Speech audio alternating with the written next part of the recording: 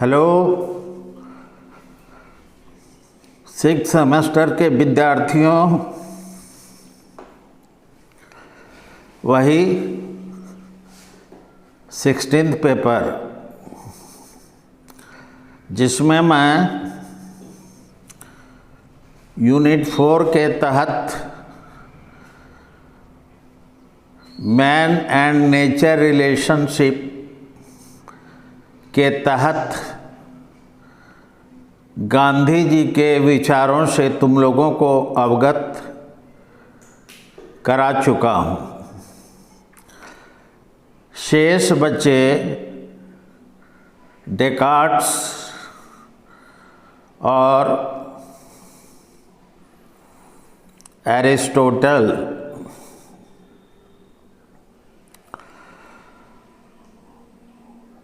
दोनों का base point एक ही है, केवल समय अंतराल का फर्क है। डेकार्ट्स आधुनिक पाश्चात्य दर्शन के फाउंडर हैं। दूसरी ओर एरिस्टोटल यानी अरस्तु प्राचीन पाश्चात्य दर्शन यानी ग्रीक दर्शन के अंतिम विचारक हैं।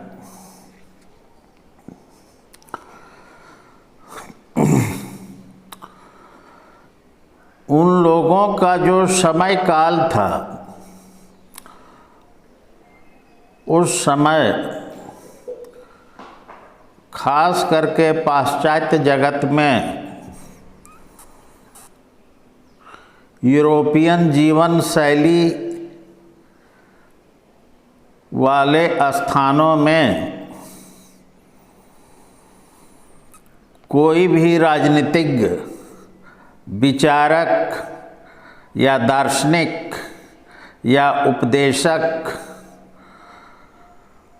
मनुष्य और प्रकृति से संबंधित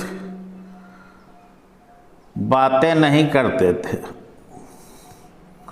चूँकि आज का क्लास डेकार्ट्स से संबंधित है, वो भी मनुष्य और प्रकृति के संबंध विषयक, तो पहले डेकार्ट के बारे जान लीजिए।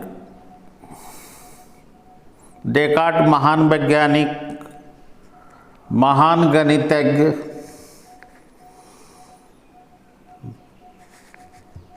ज्योमेट्री के प्रकांड पंडित थे ही। दर्शन के क्षेत्र में भी वो आधुनिक पाश्चात्य जगत में बुद्धिवाद को प्रतिष्ठित करने वाले पहले दार्शनिक माने गए। उनकी मेथड ऑफ डाउट, कॉजिटो एर्गो सम, माइंड बॉडी प्रॉब्लम या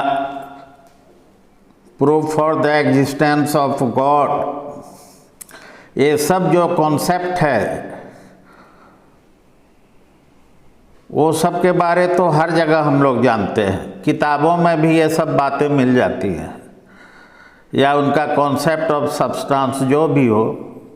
लेकिन मैन नेचर रिलेशन से संबंधित तथ्यों को संग्रहित करना, खोजना बड़ा ही दुरूह कार्य है।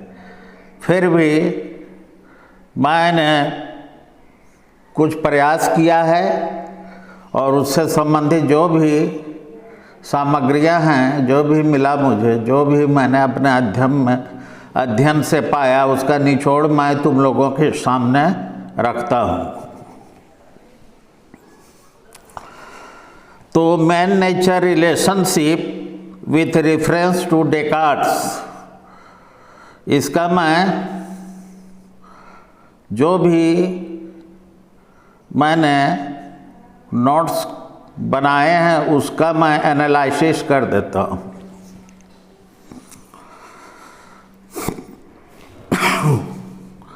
डेकार्त जो थे वो, जैसा सबों को मालूम है, पूरा नाम उनका था रेने डेकार्त। वो एक फ्रांसीसी दार्शनिक थे। तो उन्होंने इस विश्व जगत में, इस वैश्विक जीवन में यंत्रवादी व्याख्या करते हुए उन्होंने कहा था कि मानव जो है उसको छोड़कर संपूर्ण जो यह विश्व है, आत्मा, संवेदना एवं बौद्धिक क्षमता से हीन है।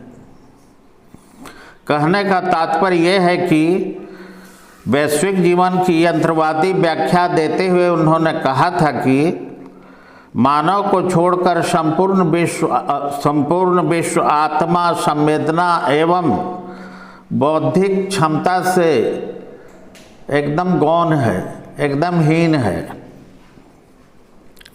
इस कारण पशुओं के विरुद्ध हिंसा का वो कोई न नैतिक पक्ष मानते थे न अनैतिक पक्ष। वो जिस परिवेश के थे, यूरोप के थे, या उस समय की जो भी सामाजिक व्यवस्था था, सामाजिक ढांचा था, तो उसमें जो है मनुष्य का प्रकृति से संबंध वनों में क्यों जाते थे, पहाड़ों में क्यों जाते थे शिकार करने। किसका शिकार करने? पशुओं का शिकार करने। क्यों? क्योंकि वहाँ के लोग शाकाहारी नहीं होते हैं, मांसभक्षी होते हैं। आज भी हैं, कल भी थे, परसों भी रहेंगे।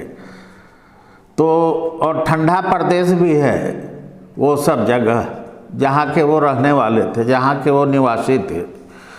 तो प्रकृति और मनुष्य का रिलेशन को जानने के क्रम में हम मनुष्य और पशुओं के बीच भी जो रिश्ता है, वन्य पशुओं और मनुष्यों के बीच जो रिश्ता है, उसे हम जानने की कोशिश करेंगे। ये भी मैन नेचर रिलेशनशिप से संबंधित ही एक प्रसंग है। उसी से संबंधित, उसी से रिलेटेड बातें हैं, उसी से रिलेटेड एक तथ्य है। तो मनुष्य और पशु का जो संबंध था उनके काल में, उसका वैचारिक धरातल क्या था, इस पर हम प्रकाश डालेंगे डेकार्त के अनुसार।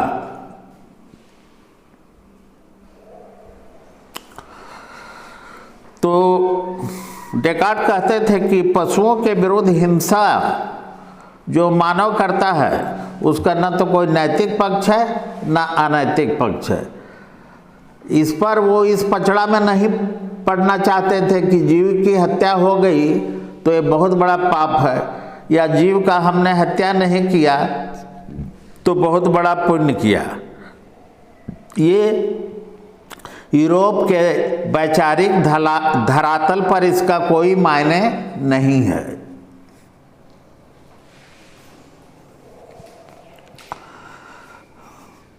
डेकार्त के अनुसार पशु जो है महज जटिल स्वचल रूप, कॉम्प्लेक्स ऑटोमोटा है। AUTOMOTA, कॉम्प्लेक्स ऑटोमोटा है। कौन? पशु। जटिल स्वचल रूप है जिसमें कोई संवेदना या तर्क शक्ति नहीं होती है। अतः मानव प्रकृति द्वारा दिया हुआ संपूर्ण संसाधनों एवं संपदा का निसंकोच भोग कर सकता है। इसमें वन्य पशु भी शामिल हैं। प्रश्न उठता है तो मानव और पशु में क्या संबंध? तो सभ्यता के विकास के साथ साथ मानव ने प्रकृति से सामंजस्य बिठाने में सफलता हासिल की। ये डेकार्त कह रहे हैं। और इसी क्रम में पशु जगत से उसके संपर्क के नियम भी स्पष्ट होते चले गए। जहाँ कुछ पशु पक्षी मानव के खान पान, श्रम, खेतीबाड़ी, सुरक्षा एवं संचार की आवश्यकताओं की पूर्ति हेतु पालतू बनाए गए। कुत्ता पालतू बनाया गया, वो रक्षक की भूमिका निभाता था। कबूतर ये सब संचार के माध्यम बनाए जाते थे। घोड़ा, बैल ये सब श्रम विभाजन से रिलेटेड थे। बाकी अन्य पशु जो हैं, जो आज भी लोग खाते हैं जिसको, वो सब खान पान के वर्ग में चले आते थे। कुछ मनोरंजन के लिए आखेट भी होता था, कुछ पशुओं का बेहिचक शिकार भी किया जाता था। वो एक मनोरंजन खेल का से रिलेटेड हो गया था।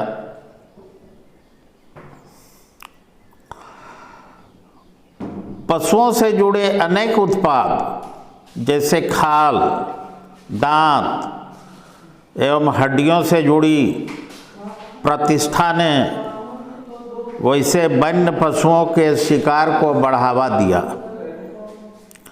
जहाँ प्राचीन और मध्ययुगीन विश्व में युद्ध से लेकर धार्मिक कर्मकांडों तक में पशुओं का एक अहम स्थान रहा, वहीं आधुनिक विश्व में भी सुरक्षा व्यवस्था से लेकर वैज्ञानिक खोजों, विशेष तौर पर चिकित्सा एवं सौंदर्य प्रसाधनों के परीक्षण हेतु जानवरों का उपयोग आज भी किया जाता है, उस समय भी किया गया था। एक और मानव और पशुओं के बीच के संबंध ने मानव सभ्यता के विकास में अहम भूमिका निभाई, तो दूसरी ओर इन संबंधों के चलते मानव द्वारा पशुओं के शोषण ने मानवता के समक्ष कुछ नैतिक प्रश्न तो खड़े किए ही। दर्शन शास्त्र में जो नीतिगत बातें होती हैं, वहाँ ये सब प्रश्न उठाया जाता है। प्राच्य पृष्ठभूमि वाले यानी ईस्टर्न या ओरिएंटल रिलीजन या इस भारतीय परिवेश वाले जो वैचारिक मनुष्य होते हैं, वो लोग तो विशेष रूप में इस संबंध में आवाज उठाएंगे ही।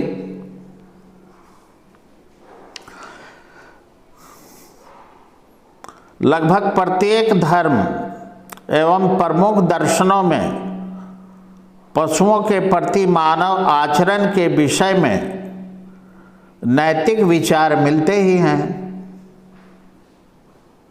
तो डेकार्ट ने प्रकृति से रिलेटेड पशु पक्षियों से मानव का जो संबंध वैचारिक धरातल पर था, उस पर उन्होंने अपने आलेखों में प्रकाश डाला है और बतलाया है कि न तो नैतिकता का प्रश्न है पशु हत्या में, न अनैतिकता का प्रश्न है, क्योंकि ये तर्क बुद्धि मानव की तरह ये सर्वश्रेष्ठ नहीं है। प्रकृति में इनकी भूमिका गौण होती है।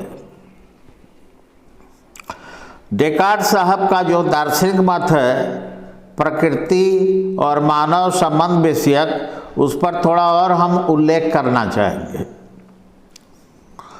डेकार्ट जैसे बुद्धिवादी चिंतकों का मानना था कि ये जो संसार है, ये जो विश्व है, ये जो दुनिया है, वो मशीन की तरह है जिनका नियंत्रण व संचालन कुछ खास नियमों के तहत होता है। फलस्वरूप उन्हें आशा बनी कि इस अंतर्निहित नियमों को खोज वे ब्रह्मांड के रहस्य को समझ लेंगे और फिर उस पर काबू पा लेंगे। इसका उद्देश्य व्यक्तियों को अपने पर्यावरण पर नियंत्रण स्थापित करने में एकदम जागरूक बना देना था, समर्थ बना देना था, ताकि वे प्राकृतिक शक्तियों की जो विध्वंसात्मक शक्तियों से अपनी रक्षा कर सकें। प्रकृति में आप देखते ही हैं बहुत सारी विध्वंस वाली बातें भी होती हैं। पृथ्वी में ही महामारी फैलती है,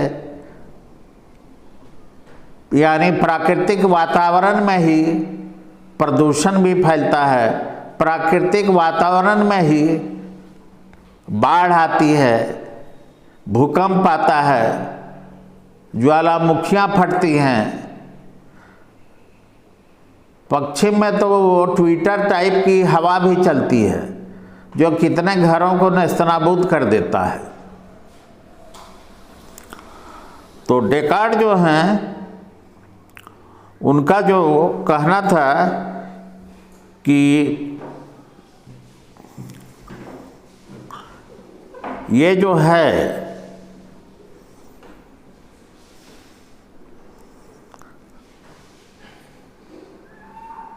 ब्रह्मांड का जो रहस्य है उस पर हमें काबू पाना है, उस रहस्य को जानना है। और हम जिन प्राकृतिक शक्तियों की विध्वंसात्मक जो घटनाएं होती हैं उनसे हमें अपने आप को रक्षा भी करना है। इसके साथ ही साथ प्रकृति की ऊर्जा का मानव जाति के फायदे के लिए हम इस्तेमाल कर सकें, ऐसा प्रकृति से हमें समरूपता बनानी है। फिर डेकार्ट कहते हैं कि मनुष्य विकल्पों में जीता है। विकल्प मनुष्य होने की पहचान भी है। हर जगह विकल्प होना चाहिए। रास्ता, एक ही रास्ते को हमें जानकारी नहीं चाहिए, हमें और भी अनेक रास्तों की जानकारी चाहिए। हम जिस रास्ते पे चल रहे हैं, कल दिन मान लीजिए वो रास्ता ब्लॉक हो जाए तो मुझे एक दूसरा रास्ता भी पता चलना चाहिए, मुझे एक बाईपास की भी ज़रूरत होती है। तो आदमी विकल्पों में ही जीता है, ऐसा डेकार्ट का कहना था। यहाँ मनुष्य हृदय से अधिक बुद्धि का स्वामी है। माने मनुष्य को दिल पे जोर नहीं देना है, उससे ज़्यादा दिमाग पे जोर देना है। मनुष्य तभी आगे बढ़ सकता है जब वो अपना बुद्धि से काम ले, दिमाग से काम ले। ज्ञान जो है वो जो है हमारी बुद्धि का उपज है, तो क्यों नहीं हम बुद्धि को ही सर्वोपरि माने। और वो जो भावनाएं होती हैं, वो जो हृदय से रिलेटेड बातें होती हैं, दिल से लगी बात होती है, उनको आप गौण रखिए और बुद्धि जो कहता है उस पर चलिए और कोई भी कार्य कीजिए मनुष्य जाति के लिए, ये कह रहे हैं डेकार्ट। तो आप बुद्धि का ज़्यादा उपयोग कीजिए। बुद्धि और हृदय की जंग में बुद्धि बलवान बनकर उभरती है। हम मनुष्यों का जो सही ज्ञान है वह बुद्धि की ही उपज है। प्रकृति और मनुष्य का रिश्ता भी इसी हृदय और बुद्धि के समान है। प्रकृति का जब हम अवलोकन करते हैं तो हमें हृदय पर जोर देना पड़ता है।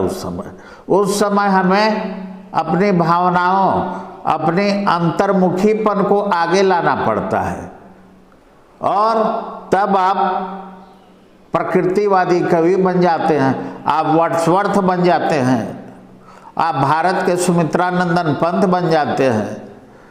तो प्रकृति के गोद में जब आप हृदय से काम लेते हैं, दिल से काम लेते हैं, जब आप अपने भावनाओं को आगे बढ़ा देते हैं, तो उस समय ये होता है। लेकिन